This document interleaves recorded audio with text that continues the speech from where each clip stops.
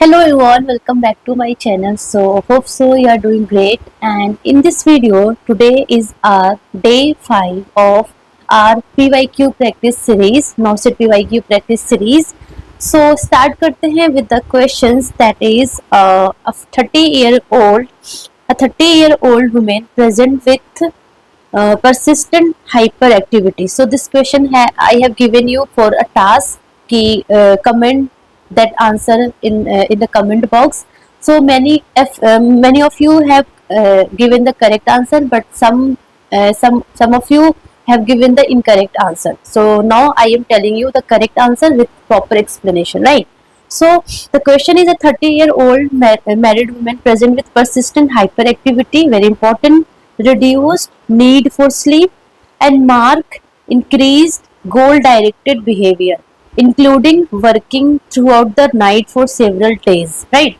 She reports a depressive episode approximately 3 months ago, but currently denies any depressive symptoms. Very, very important. There are no psychotic features, and her functioning is significantly impaired due to elevated mood and activity. So what is the most likely diagnosis? A. Bipolar 1 disorder, current episode mania. B. Bipolar 1 disorder with mixed features. C. Cyclothymic disorder. And D. Bipolar 2 disorder, hypomanic episode. So first of all, you have to understand between the bipolar 1 and bipolar 2 disorder. So bipolar 1 का मतलब क्या होता है? Bipolar 1 means having manic plus depressive episode, right? So manic episode, then depressive episode, so that is the alternate. But bipolar 2 में क्या होगा? Manic episodes नहीं होगा, मेनिया नहीं होगा, यहाँ पे क्या होगा? हाइपोमेनिया होगा. So in mania they is significantly impaired in daily life activities because of the elevated mood and hyper activity की वजह से. बट इन हाइपोमेनिया जो हाइपर रिएक्टिविटी है, जो मूड जो एलिवेशन है वो कम होता है, इतना ज्यादा इम्पेयर्ड नहीं होता है, ठीक है ना. सो that is very very important. Plus depression, so that is the bipolar 1 and bipolar 2 disorder, ठीक है. सो फर्स्ट में बोला उन्होंने bipolar 1 disorder. So yes, bipolar 1 में हमारा क्या होता है? मेनिया प्लस डिप्रेशन होता है. सो यहाँ पे मेनिया भी है एंड उनको 3 months एगो डिप्रेसिव सिम्टम्स भी आया था. इट मीन्स कि बाइपोलर 1 डिसऑर्डर लग रहा है. एंड करंट एपिसोड क्या है? करंट एपिसोड मेनिया है. So yes, this is the answer. But look at all 4 options. B option है bipolar 1 disorder with mixed features. So bipolar 1 disorder तक तो सही था, बट इन्होंने क्या बोला? मिक्स्ड फीचर बोला. But in the question it is directly tell that there are no any psychotic features and she reports a depressive episode approximately 3 months ago but currently denies any depressive symptoms. मतलब currently only manic symptoms present है, depressive symptoms बिल्कुल भी present नहीं है. so mixed features तो नहीं है. so B हमारा गलत हो गया. coming to C क्या है? cyclothymic disorder. so cyclothymic का मतलब होता है there is present of there is numerous symptoms of hypomania and depression. so यहाँ पे hypomania plus depression के भी कुछ features होंगे and that is present from 2 years से at least 2 years से present है. and there is not बहुत ज्यादा सिग्निफिकेंटली डेली लाइफ एक्टिविटीज में इतना ज्यादा इम्पेयरमेंट नहीं होता है. यहाँ पे हाइपोमेनिया प्लस माइल्ड डिप्रेसिव है ना. That is very important. Hypomania plus mild depressive symptoms present from at least 2 years से. So that is known as cyclothymic disorder. D हमारा है bipolar 2 disorder, hypomanic episode. So ये हाइपोमेनिक बिल्कुल नहीं है because there is hyper activity है, reduced need for sleep, mark increase goal directed behavior and because of that पूरी night वो जगी रहती है, कुछ दिनों से वो सोई नहीं है. She reports depressive episode approximately ये हो गया and days like hyper mood elevation है, हाइपर एक्टिविटी है, ठीक है ना. So this is the classical features of manic episodes. So there is no hypomanic episode. So हमारा डी भी गलत है. So B C D are wrong. So the correct answer is A, ठीक है. ठीक है, very simple questions. Coming to the next questions, that is which of the following is classified as thought form disorder. So form of thought disorder. So हमने thought पढ़ा था. So thought में मैंने बहुत टाइप्स होते हैं, लाइक कंटेंट, थॉट के content में प्रॉब्लम होना, थॉट के फॉर्म में प्रॉब्लम होना. सो थॉट फॉर्म में प्रॉब्लम होने का मतलब है कि there is problem in organisation of thinking, ठीक है ना. सो thought form disorder means there is problem in the organization of thinking. Okay, so thought form का मतलब है there is problem in organization of thinking. So organization of thinking, or there is problem in association between the thought. So between the thought में ये associate proper नहीं कर पाएंगे, so that is known as thought form disorder.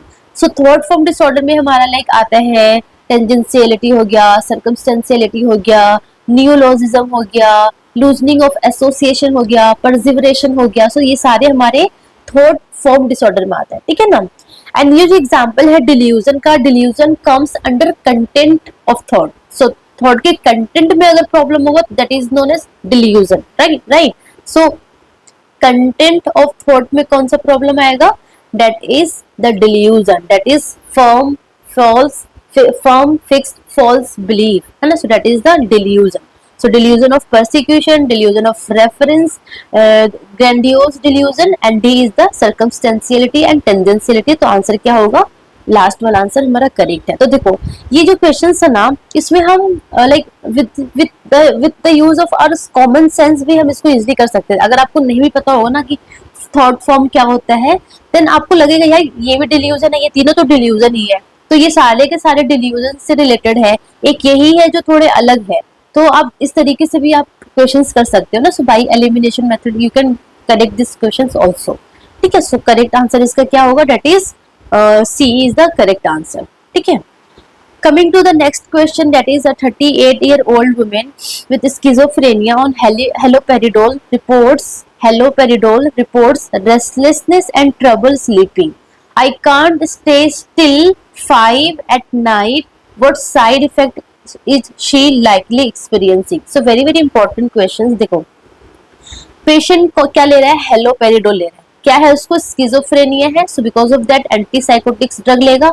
And antipsychotics drug में क्या ले रहा है? ये हेलोपेरिडोल ले रहा है. ठीक है ना. So you know very well antipsychotics हमारे पास दो तरीके का होता है. एक हमारा होता है टिपिकल, एक होता है हमारा एटिपिकल एंटीसाइकोटिक्स ड्रग. सो टिपिकल साइकोटिक जो एंटीसाइकोटिक्स ड्रग है उसका एक्स्ट्रा पिरामिडल सिम्टम्स बहुत ज्यादा होता है. ठीक है ना. एटिपिकल के जो एक्स्ट्रा पिरामिडल सिम्टम्स जो है वो थोड़े कम होते हैं. एक्स्ट्रा पिरामिडल सिम्टम्स लाइक कि हमारा एडेप्ट कैसे याद करना है आपको? Mnemonic with the mnemonic of adept. ठीक है ना. इस निमोनिक से याद करना है. और हेलोपेरिडोल जो है ना, इसमें मैक्सिमम एक्स्ट्रा पिरामिडल सिम्टम्स देखने को मिलता है. सो ए डी मतलब कि एक्यूट डिस्टोनिया. ठीक है. सो एक्यूट डिस्टोनिया मींस की डिस्टोनिया जो टोन है उसमें प्रॉब्लम है, डिस्टर्बेंस है. So there is sustained contraction होगा. So डेस्ट्रिस्मस, ओक्यूलोगैरिक crisis. सो ये सारे सिम्टम्स देखने को मिलेंगे. ठीक है ना. देन ए क्या है? ए इज एकथीजिया. सो एकथीजिया का मतलब क्या होता है? एकथीजिया मींस सब्जेक्टिव रेस्टलेसनेस. सो अंदर से एक रेस्टलेसनेस वाली फील होगी. तो patient feel very restlessness, trouble in sleeping, can't able to sit, है ना. So it's like moving here and there, and there is subjective restlessness. So that is the akathisia. Then P for Parkinsonism वाले symptoms like rigidity, bradykinesia, akinesia, tremors, है ना. So shuffling gaits. तो ये सारा हमारा parkinsonism वाले symptoms होगा. And T for tardive dyskinesia, है ना, जिसको हम रैबिट सिंड्रोम भी बोलेंगे. सो that is the mnemonic of extra pyramidal symptoms. And यहाँ पे पेशेंट को क्या हो रहा है? Restlessness and trouble sleeping. I can't stay still 5 at night. So this is the classical symptoms of akathisia, that is the subjective restlessness है, and because of that वो properly सो नहीं पा रहा है. So that is the akathisia. So the correct answer is A. Akinesia कौन सा है? That is the Parkinson का symptoms है. Opisthotonus is the like kind of contraction of like limbs, trunks, है ना. So that is the different thing. And dystonia is the acute dystonia हो गया. So correct answer is A. Very simple questions था. ठीक है ना. Moving to the next question, that is a schizophrenia patient believes that the neighbor has implanted a circuit inside his body. This is an example of which type of delusion? Delusion of persecution, delusion of control, delusion of reference, and somatic delusion.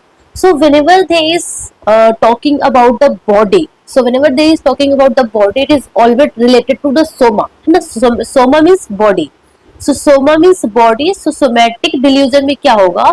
There is false firm belief that somebody has inserted something in their body, like in their body there is some chips, or their body there is some organs getting rotten, or their intestine get blocked, or their intestine is not working properly. So these type of false belief comes under delusion of somatic delusion. ठीक है ना? सो यहाँ पे patient को क्या लग रहा है कि उनके नेबर्स ने उनके बॉडी के अंदर कुछ सर्किट इम्प्लांट कर दिया है, and that is related to the body. So it is the somatic delusion. And you know very well that is delusion of persecution means this firm false fixed belief that somebody want to harm him, somebody has poisoned their food, somebody spy, है ना? So that is the delusion of persecution. Delusion of control is somebody is controlling their like emotions, thought and also like कुछ सब उसको control कर रहे हैं, उसका कुछ है ही नहीं, somebody is controlling them. So that is a delusion of control. And delusion of reference, everybody is referring to me, है ना? सब लोग मेरे बारे में ही बात कर रहे हैं. So that is the delusion of reference. So correct answer इसका क्या होगा? That is the D. बहुत सिंपल है. देखो इस तरीके से क्वेश्चंस बेसिकली हमारे नॉसेट में आता है related to our psychiatric nursing. So अगर आपने साइकियाट्रिक बहुत अच्छे से पढ़ के जाओगे ना, दैट्स वेरी 100% चांस कि आप लाइक 10 क्वेश्चंस में से आप इजिली 9 to 8 sometimes 10 to 10 भी क्वेश्चंस आप इजिली करके आ सकते हैं एग्जाम में. सो this is very important topic and बहुत शॉर्ट टॉपिक है, बहुत ज्यादा लेंथी भी नहीं है. अगर आप प्रॉपरली इसको पढ़ोगे and revise again and again, it takes hardly 1 day to revise whole syllabus, है ना? And this is something very important topic like nowadays. जितने भी हमारे मेजर नर्सिंग पार्ट है, मेजर सब्जेक्ट्स हैं, उसमें सारे के सारे का इक्वली इम्पोर्टेंस. आप किसी को कम या फिर ज्यादा नहीं कर सकते हो. यस 2-3 क्वेश्चन किसी में ज्यादा आता है, किसी में कम आता है, बट आपको सबको इक्वली इम्पोर्टेंस दे के जाना है. ठीक है ना? सो ओबीजी हो गया, पीडियाट्रिक्स हो गया, साइकियाट्रिक हो गया, इनमें से बहुत सारे क्वेश्चन आते हैं. तो यू कांट कि चलो इसको छोड़ के जाते हैं. नो, ये जो हमारे 6 सब्जेक्ट्स है, मेडिकल, सर्जिकल, नर्सिंग हो गया, ठीक है ना, फंडामेंटल ऑफ नर्सिंग हो गया, पीडियाट्रिक्स हो गया, ओबीजी हो गया, सीएचएन हो गया, एंड ये साइकियाट्री हो गया. ये जो 6 है ना, this is something very important कि आप कुछ पढ़ो या मत पढ़ो. आई कैन से अगर आप ये 6 अच्छे से पढ़ के जाओगे ना, still you have very high chance कि आप अच्छे रैंक लेके आ सकते हो. आप अंडर 500 रैंक लेके आ सकते हो अगर आपका ये 6 सब्जेक्ट्स में आपका फाउंडेशन एकदम स्ट्रांग है, आपका बेसिक, आपका ईच एंड एवरीथिंग आपका स्ट्रांग है, आपने इससे एमसीक्यू बहुत अच्छे से प्रैक्टिस करके गए हो, you can easily crack नॉर्सेट. I can say, है ना? बहुत सारे स्टूडेंट्स से मैंने बात किया है इन माई एम्स ऑल्सो. बहुत सारे जो अभी नॉर्सेट के न्यू जो ज्वाइनिंग है, दे सेड कि हमने जस्ट मेजर सब्जेक्ट्स पर फोकस किया था. We are not much focusing on like this research हो गया, नर्सिंग मैनेजमेंट हो गया, एजुकेशन हो गया. वैसे भी नर्सिंग मैनेजमेंट एंड एजुकेशन से हार्डली मैंने कोई क्वेश्चन अभी तक देखा नहीं है, रिसर्च से आ जाता है कभी कभी. So basically your more focus should be on that subjects. ठीक है ना? सो ये आपको बहुत स्ट्रांग होना चाहिए, medical, surgical, nursing, fundamental and all. ठीक है? एंड यस, जीके जो आता है वो तो हमें पता नहीं जीके कहाँ से आने वाला है, राइट? सो जीके तो मैं यही बोलूंगी कि आप इतना ज्यादा उसको मत देखो, बस जो चीजें नई अभी हो रही है उस पर थोड़ा फोकस रखो. एंड अगर कुछ लोग होते हैं ना जो थोड़ा सा अप टू डेट रहते हैं अकॉर्डिंग टू द सिस्टम, वो जीके करके आ जाते हैं. लाइक अगर 5 क्वेश्चन आए तो 3 इजिली करके आ जाते हैं. ठीक है ना? बची मैथ्स, तो मैथ्स अच्छे से करके जाओ, मैथ्स और रीजनिंग करके जाओ. आप इजिली नॉन नर्सिंग का पार्ट बहुत अच्छे से करके आ सकते हो, बिकॉज इंग्लिश तो इतना तो कर लेते हैं सब लोग, बट मैथ्स एंड रीजनिंग थोड़ा अच्छे से करके जाओ. I can say. एंड ये हमारा मेजर सब्जेक्ट्स हो गया. तो आपको बस ये है कि बहुत ज्यादा कंटेंट पे आपको फोकस नहीं करना है. जो भी आप पढ़ रहे हो ना, उसको प्रॉपरली एकदम आपका सिस्टम होना चाहिए कि हाँ इतना मुझे आता है तो बहुत अच्छे से आता है. इससे रिलेटेड जो भी चीजें आएगी मैं इजिली करके आ जाऊंगी. ऐसा तो अच्छा नहीं होगा ना कि आप बहुत सारी चीजें पढ़ के जा रहे हो but on the day of exam आप कुछ रिकॉल ही नहीं कर पा रहे हो. सो इससे बेटर है कम पढ़ो, but on the day of recall whatever you have studied till now you can recall on the day of exam. So that is much important. ठीक है? So moving to the next question, that is a 30-year-old unmarried man reports intense sexual arousal when dressing in women's clothes. He sometimes masturbates during these episodes he denies any desire to be a woman or to change his sex, and does this only in private. What is the most likely diagnosis? So sometimes the question also asked from the sexual disorder in psychiatric. So देखो इसमें देखा जाए तो सारे के सारे उन्होंने दे दिया है, सारे जो भी 4-5 हमारे इंपॉर्टेंट है वो सारे उन्होंने इसमें डाल दिया है। तो देखो सबसे पहले आपको कैसे याद रखना है, आई कैन से, ये मैं इरेज कर देती हूँ so that you get have idea कि कैसे आपको सॉल्व करना है questions related to sexual disorder. तो देखो सबसे पहले देखो यहाँ पे उन्होंने क्या बोला है कि there is intense sexual arousal when dressing in women's cloth. So यहाँ पे क्या है प्रेजेंट, यहाँ पे प्रेजेंट है there is cross dressing. So cross dressing, so cross dressing है, बट क्रॉस ड्रेसिंग के साथ साथ ही sometimes masturbate during this episode and he denies any desire to be a woman or to change his sex. So cross dressing है और when he मतलब ये जब like opposite sex का जब ड्रेस जब वेयर करते हैं, so having arousal of sexual arousal भी है. So this is the feature of transvestic fetishism disorder. ठीक है ना, वेरी वेरी इंपॉर्टेंट। बट अगर यहाँ पे सिर्फ बात कर रहा होता कि they is cross dressing is present but they desire to be they is like sexual arousal from the secretly observing, अगर होता तो वो तो हमारा वो होता है। देखो यहाँ पे क्या है कि they is cross dressing plus arousal plus sexual arousal होगा, देन किसकी बात होगी, देन हमारी होगी इसकी बात, ट्रांसवेस्टिक फिटिहिज्म डिसऑर्डर की बात होगी। ठीक है, बट अगर ओनली बोलता कि they is only cross dressing but they is no any sexual arousal, then the question, then answer क्या होता है, then the answer is dual role transvestism. ठीक है ना, so this is very very important, transvestic fetishism disorder and dual role transvestism. So यहाँ पे just cross dressing होगी and there is temporary sense of belonging to other sex, but like sexual organ को change करना ऐसा कोई उनका motive नहीं होता है, and there is no any sexual arousal, only there is cross dressing and there is temporary sense of belonging to the different sex. So that is dual role transvestism, मतलब दो role एक साथ exist कर रहे हैं but they is temporary है। ठीक है, coming to the gender dysphoria. So gender dysphoria में क्या हो रहा है, जेंडर डिस्फोरिया मतलब जो उसका जो सेक्सुअल ऑर्गन्स है, जो उसका जो खुद का जेंडर है उसमें उसको प्रॉब्लम है, डिस्ट्रेस है। सो जेंडर डिस्फोरिया, उसको खुद के जेंडर में उसको डिस्ट्रेस है एंड दे वांट कि वो ही और शी वांट कि उसको लाइक जो उसका ऑपोजिट है उसको बोला जाए। जैसे कि अगर इफ ही इज मेल उसको लगता है कि उसको लोग फीमेल की तरह ट्रीट करें, अगर वो फीमेल है तो उसको लगता है लोग उसे मेल की तरह ट्रीट करें। So that is known as gender dysphoria. ठीक है ना, then one word is voyeurism. So voyeurism में क्या होता है ना, वॉयरिज्म का मतलब होता है कि they is secretly observing the other. So they is sexual arousal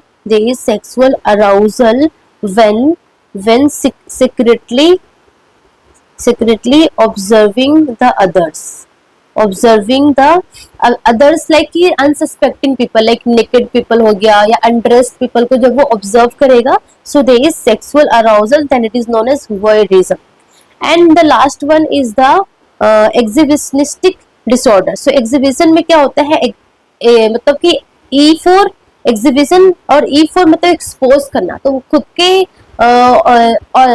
जो ऑर्गन्स है उसको एक्सपोज करेगा to the strangers and by exposing their self organs उसको क्या होगा, सेक्सुअल अराउजल होगा। So that is known as exhibition. ठीक है ना, so this 4 terms you should know very well. ठीक है, so that is the gender dysphoria, there is distress in their self gender, तो वो अपना जेंडर चेंज कराने को चाहेगा एंड दे वांट कि उसको लोग अपोजिट जेंडर से उसको डोनेट करें। बी में है ट्रांसवेस्टिक फिटिहिज्म डिसऑर्डर, जहाँ पे क्रॉस ड्रेसिंग है प्लस क्रॉस ड्रेसिंग के साथ साथ उसको सेक्सुअल अराउजल भी होता है, but he denies any desire to be a women or change his sex, है ना। सो लाइक ट्रांससेक्सुअलिज्म वाला कोई ऐसा मसला नहीं इसमें। एंड वॉयरिज्म में क्या है कि यहाँ पे वो सीक्रेटली ऑब्जर्व करता है एंड बाय सीक्रेटली ऑब्जर्विंग वो उसको सेक्सुअल अराउजल होता है। और एग्जिबिशन में expose their on sexual organs and उससे क्या होता है, वो सेक्सुअली अराउज होता है in front of any strangers, so that is the exhibition. ठीक है, so moving to the next question, that is a patient diagnosed with general anxiety disorder visits the clinic for ongoing symptoms। ठीक है, what is the most appropriate nursing intervention for long term management? Very very important। so you know generalized anxiety disorder का मतलब होता है free floating anxiety। so free floating anxiety means there is excessive worries, excessive worry for all the things, generalized है for all small small thing, उसको क्या होगी, anxiety होगा, increase muscle tones, irritability, poor concentration, है ना, palpitation, सो ये सारे symptoms उसके अंदर प्रेजेंट होगा, so that is the generalise anxiety disorder. And generalise anxiety disorder का जो मोस्ट इंपॉर्टेंट जो मैनेजमेंट है, that is the first is very very important, that is the relaxation techniques हमें पेशेंट को सिखाना है। सो रिलैक्सेशन टेक्निक में like deep breathing हो गया, मसल रिलैक्सेशन हो गया, मेडिटेशन हो गया, ये सारा हमारा रिलैक्सेशन टेक्निक हो गया। उसके साथ साथ of course cognitive behavioural therapy, and अगर सिम्टम्स बहुत ज्यादा वर्स होता है तो of course medicine, that is selective serotonin reuptake inhibitors हम देंगे। तो उन्होंने बोला है कि patient diagnosed with generalised anxiety disorder visit the clinic for ongoing symptoms, what is the most appropriate nursing intervention for long term management? A है encourage catharsis and emotional outburst। तो देखिए emotional expression is important, of course important, but emotional outburst or using of catharsis for long term management is not good, है ना, so ये अच्छा नहीं है। B है teach relaxation technique, yes it is important, it is helpful also for the patient। C है do nothing and observe passively, so it is बिल्कुल ही गलत है कि कुछ तो एक्टिव इंटरवेंशन देना है ना, without active intervention generalised anxiety disorder will not improve, right, so it is wrong. D है check for dementia, so dementia can be occur, but now patient को है जनरलाइज्ड एंजाइटी डिसऑर्डर, तो आपको एक nursing intervention देना है for long term management के लिए, so the best one is the teach relaxation technique, very easy questions। ठीक है, so answer हमारा हो जाएगा B। next questions हमारा है a 75-year-old woman with a known history of major depressive disorder has recently become socially withdrawn, refuses to eat and insists on living alone। ठीक है, what should be the next step in her treatment plan? ठीक है, सो देखो जो mother है 75-year-old women have a history of major depressive disorder and now she present with कि उसको क्या है, सोशली विथड्रॉल है, very important symptoms, refuses to eat and isolation भी है ना, living in insist on living alone, so isolation वाला symptoms ही प्रेजेंट है। Three very important depressive symptoms present है, so what should be the next step in her treatment plan?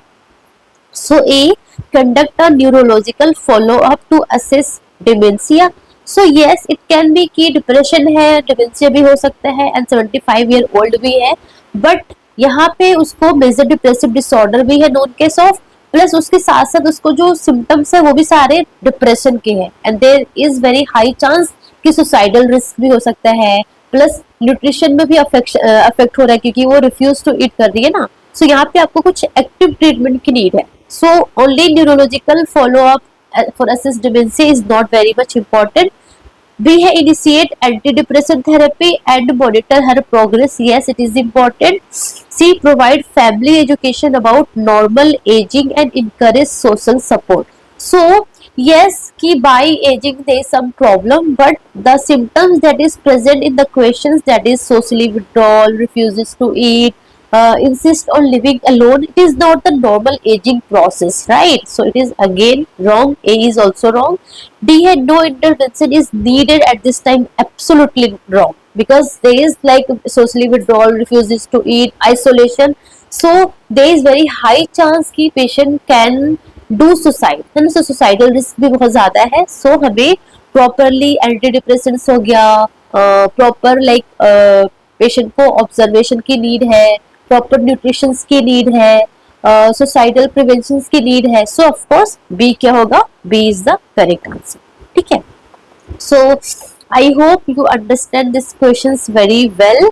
And from tomorrow onwards, we will start the PYQ, that is NORCET PYQ, basically based on pharma, right? So pharma, बहुत सारे लोगों का doubt आ रहा था कि pharma में क्या पढ़े क्या पढ़े क्या पढ़े. सो हम फार्मा से रिलेटेड PYQ करेंगे फ्रॉम tomorrow onwards. ठीक है, तो that's all about today. And if you have any doubt regarding NORCET and etc., so please comment me in the comment box. Okay, so just लगे रहो, जमे रहो. That's my message for you people, and all the best.